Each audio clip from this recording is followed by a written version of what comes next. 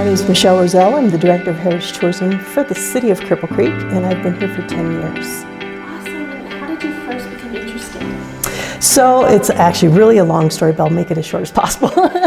Originally I was teaching, I was a paraeducator for special education, and I won a scholarship to go back to school to actually get a degree.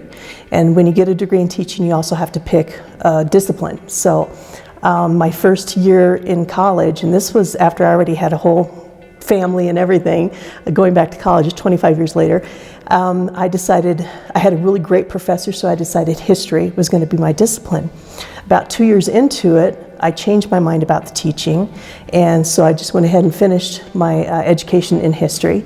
And then I had to think, well, what am I going to do with that if I'm not going to teach? And this job happened to become open, and I applied for it and got it.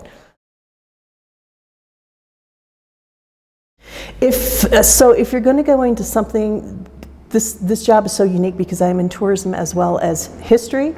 So if you're going to go into history and you're going to run museums and things like that, I highly recommend learning more either museum sciences or documentation of artifacts and things like that.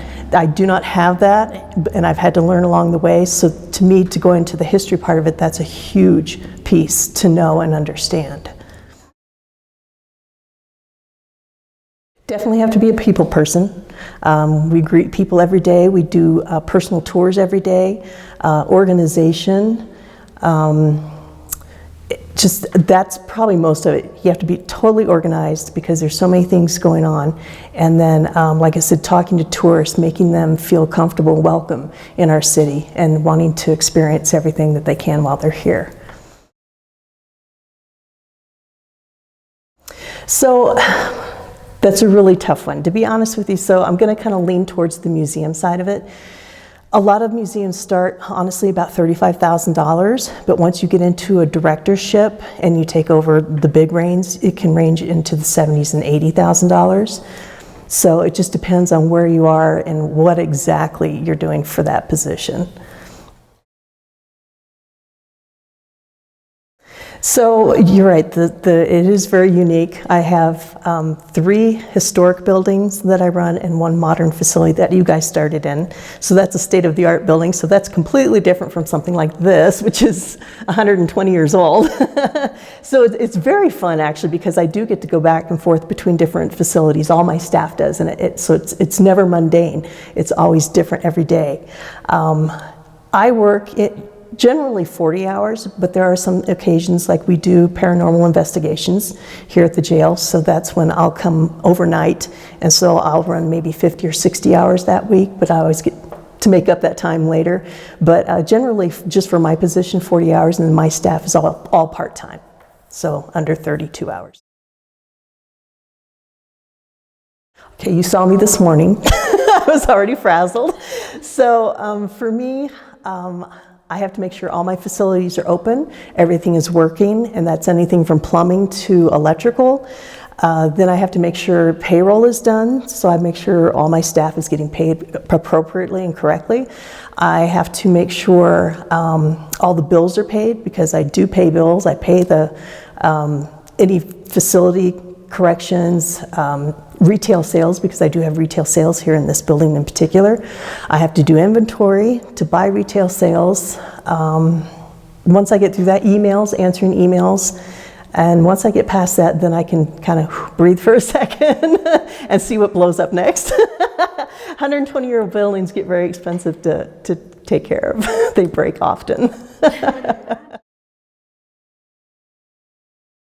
Challenges, again, are taking care of 100-year-old buildings. That's very challenging. Getting staff that's comfortable working with people and wanting to make really good experiences for our visitors. To me, those are the biggest challenges. The biggest rewards for me is the fact that I've gotten to do research, and I absolutely love it, and to know things that nobody else knows is really exciting and cool.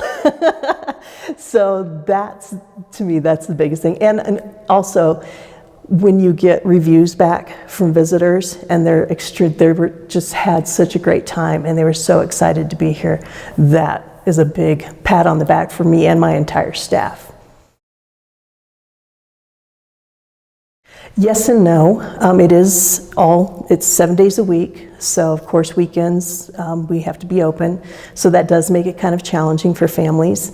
And like I said, the overnighters, or sometimes we do events up at the Heritage Center, so that might run into the evening as well, but that doesn't happen that often. So the weekends are the biggest challenge.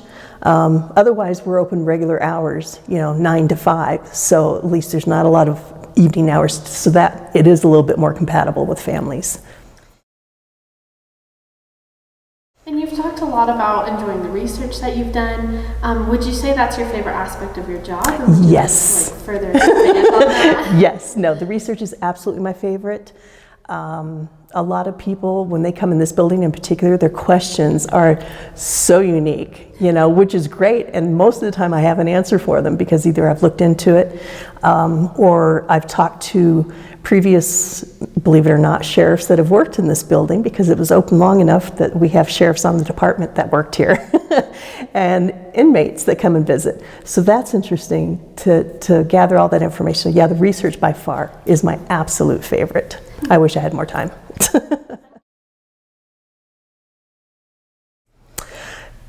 Wow, that's a really good question, especially after COVID. And everybody shut down. It's really difficult to come back from that.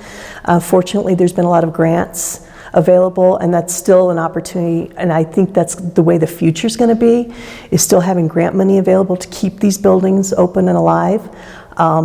In particular, we're very fortunate in this city because with the gaming, the part of the funds from the gaming helps support heritage preservation, which helps keep museums and historic sites open. So we're in a very unique situation. But for the future, I think grants are going to be really important, and we just really need to keep reminding people how important history is to learn from. So that's part of our job as well. I wish I had known a little bit more about running museums, because I came in as a blank slate. All I had was a history degree. So I think that's huge. Talk to people who work in museums, who do the archiving, who do the research, and find your niche what excites you. Even doing displays can be really exciting. So there's so many different aspects to do it. So I would just say, if it's something you want to do, and history not only is in museums, you can teach it. There's reenactments, whole groups of reenactments and things like that. Just find what your niche is. You can go into schools and reenact history, and I think that's huge too. So just find out what speaks to you, try different things, and then figure out which one you want to pursue the most.